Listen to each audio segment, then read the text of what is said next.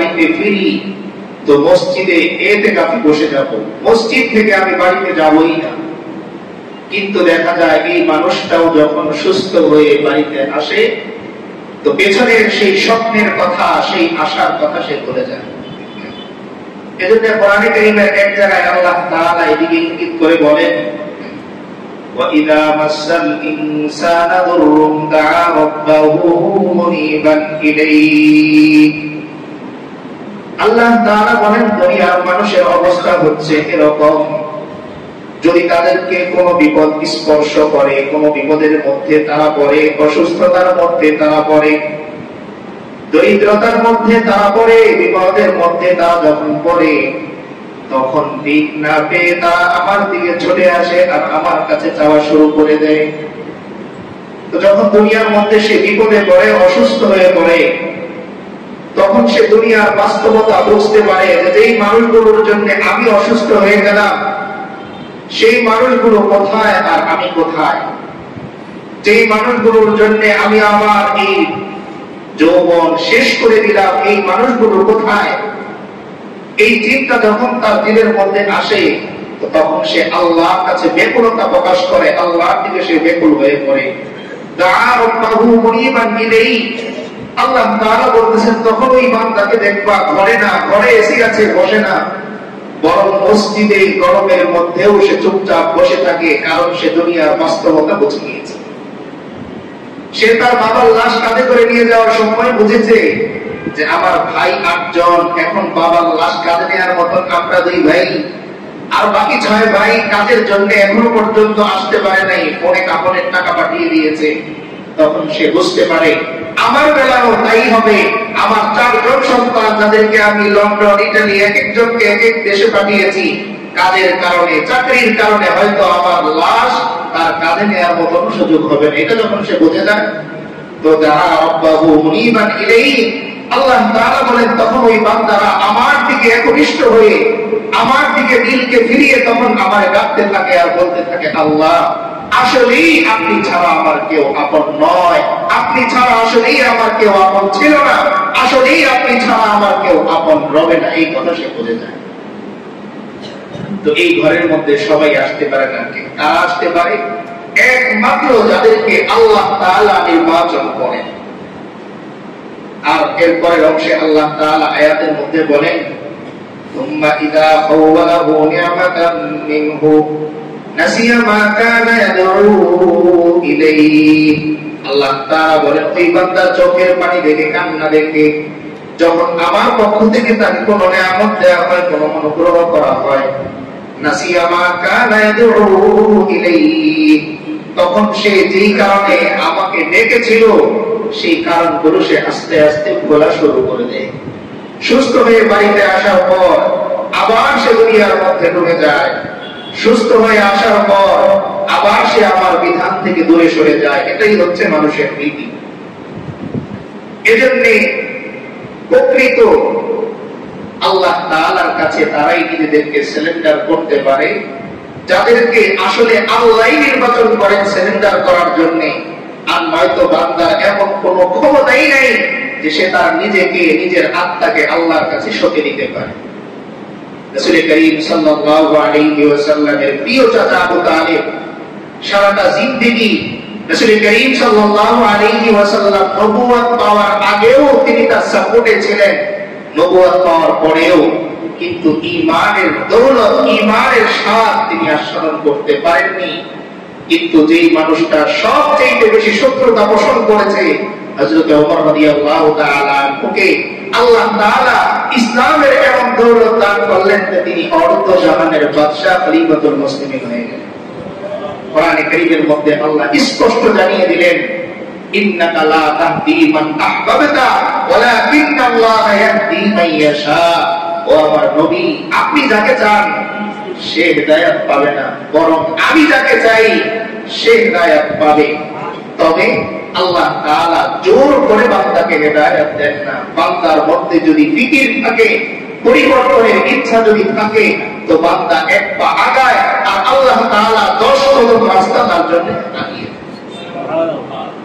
নয়তো দেখেন দুনিয়ার কত কাজ আপনার টাইম ছুটে যায়, কিন্তু কিছু কিছু এমন আল্লাহর বান্দা আছে যাদের নামাজের ব্যাপারে টাইম কখনো শোনে না।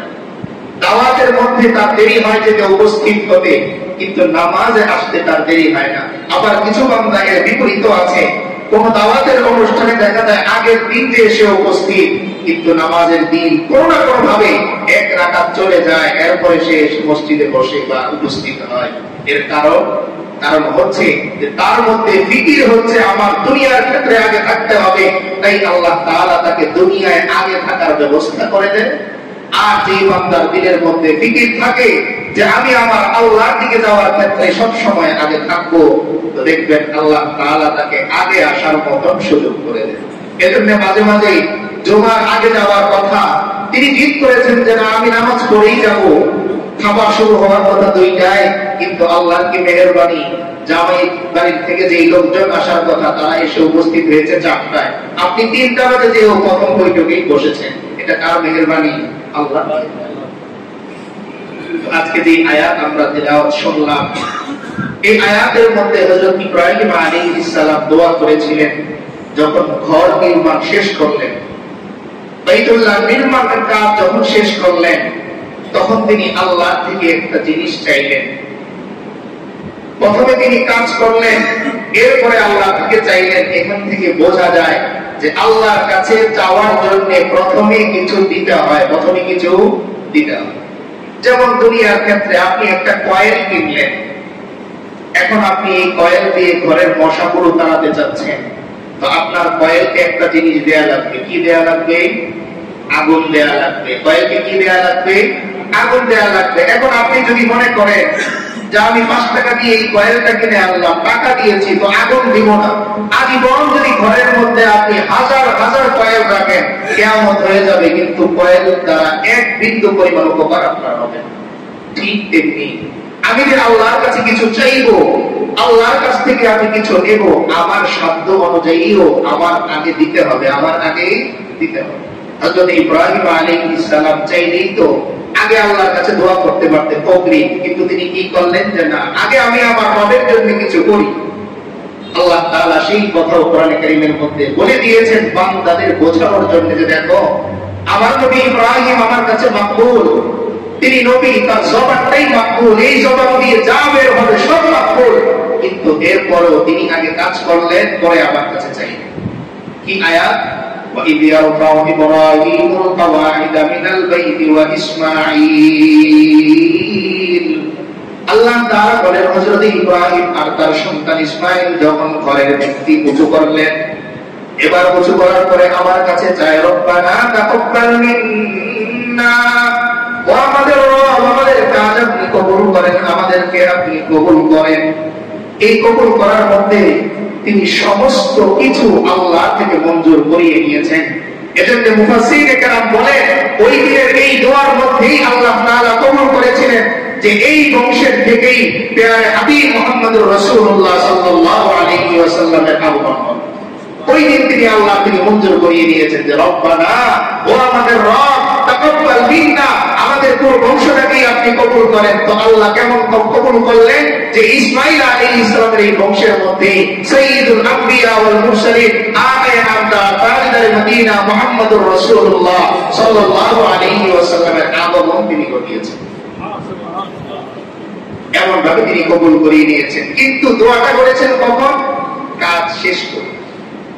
আজকে আমরা যে বিষয়টি আলোচনা করতে যাচ্ছি সেটি হচ্ছে এই যে আমি যে আমার রবের কাছে নিজের মকবুলিয়তের জন্য চাইবো, আমার বংশের জন্য চাইবো, তো এর জন্য আমার কি কি কাজ করা দরকার, কি কি কাজ করা আমার জন্য উচিত। যদি আল্লাহ তাআলা তৌফিক দান করেন, এই বিষয়ে কয়েকটি কথা আমরা আপনাদের সামনে পেশ করার চেষ্টা করব। দেখেন, আমল কবুল হওয়ার জন্য, আপনার জবান আল্লাহর কাছে দামি হওয়ার জন্য, কবুল হওয়ার জন্য সর্বপ্রথম যে শর্ত, সেই শর্তটা হচ্ছে আপনার জিহ্বাকে হালাল খানা দিতে হবে। জিহ্বাকে হালাল খানা দিতে হবে। উদাহরণস্বরূপ, আপনি আপনার ঘরের মধ্যে একটা ইঁদুর মারা গেল, আপনি এটা পরিষ্কার করলেন না, কিংবা ঘরের মধ্যে কোনো দুর্গন্ধ হলো, আপনি পরিষ্কার করলেন না, আপনি এটার মধ্যে স্প্রে দিয়ে ভরপুর করে ফেললেন। হাজার হাজার পিস পারফিউম যদি আপনি শেষ করেন, পারফিউমের ঘ্রাণ একদিকে আর দুর্গন্ধ একদিকে, ওটা কোনো না কোনো ভাবে প্রকাশ পেয়েই যাবে। এই জন্য কারো জিহ্বা যদি হালাল খানা না খায়, তাহলে সে যতই দোয়া করুক তার এই জিহ্বা থেকে হারামের ঘ্রাণ আসে।